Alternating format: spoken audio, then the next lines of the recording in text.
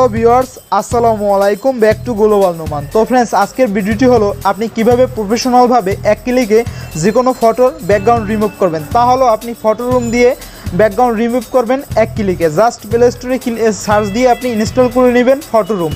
তো জাস্ট তারপরে start form ফটোতে ক্লিক দেবেন। স্টার্ট ফরম ফটোতে ক্লিক দেওয়ার পরে জাস্ট গ্যালারিতে ক্লিক দেবেন। গ্যালারিতে ক্লিক দেওয়ার পরে জাস্ট আপনি যে ফটোটা আর কি ফটোর ব্যাকগ্রাউন্ড রিমুভ করতে চান সেই ফটোটা আপনি জাস্ট এখান থেকে সিলেক্ট করে দিবেন।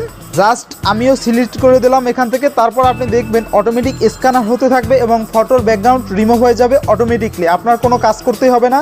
সবচেয়ে বড় কথা হলো এই ফটো রুম দিয়ে যে কোনো ফটোর যদি ব্যাকগ্রাউন্ড রিমুভ করবেন, আপনার ফটোর কোয়ালিটি একটু নষ্ট হবে না এবং ফটো ফাটবে না।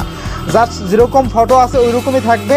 জাস্ট তারপর এখানে ব্যাকগ্রাউন্ড ক্লিক দেবেন, তারপর ইরেজ অপশনে ক্লিক দেবেন। জাস্ট ব্যাকগ্রাউন্ডটা একদম ব্যাকগ্রাউন্ডে কিছু থাকবে না, একদম সাদা হয়ে যাবে। জাস্ট সবচেয়ে বড় কথা হলো এখান থেকে ফটো রুম দিয়ে যে কোনো ফটোর কোয়ালিটি মেনটেন করে এখান থেকে ফটোর ব্যাকগ্রাউন্ড রিমুভ করতে পারবেন যে কোনো ফটোর। আপনি এখানে সেভ দিয়ে দেবেন। তারপর সেভ দেওয়ার পরে জাস্ট এখানে জাস্ট গ্যালারি অপশনটা চলে আসবে।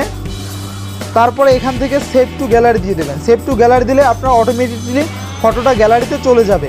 আমি গ্যালারিতে চলে আসছে আর ফটোটার আমি একটু ডিটেলসে যাইয়ে দেখাই যে ফটোটার কোয়ালিটি কেমন হয়েছে। আর ফটোটা কিন্তু ফাটতেছে না, আমি যতই ব্যাকগ্রাউন্ড রিমুভ করছি কিন্তু ফটোটা কিন্তু ফাটতেছে না। আর একদম কিন্তু ব্ল্যাক হয়ে গেছে ফটোটা। এখন যেখানে মন চায় সেখানেই আপনি বসাতে পারবেন। জাস্ট এখানে ডিটেলসে ক্লিক দেওয়ার পরে আপনি দেখেন ফটোর ব্যাকগ্রাউন্ড রিমুভ করার পরে কিন্তু 1.77 MB আছে, আর কি প্রায় 1.5 MBরও বেশি আছে, প্রায় 2 MB। ঠিক আছে ফ্রেন্ডস, ফটো আপনার আসলে কোয়ালিটি থাকবে। এখনও যারা চ্যানেলটি সাবস্ক্রাইব না করছেন প্লিজ হিট দ্য সাবস্ক্রাইব। পরবর্তী ভিডিও পেতে বেল আইকনটি বাজিয়ে দিবেন।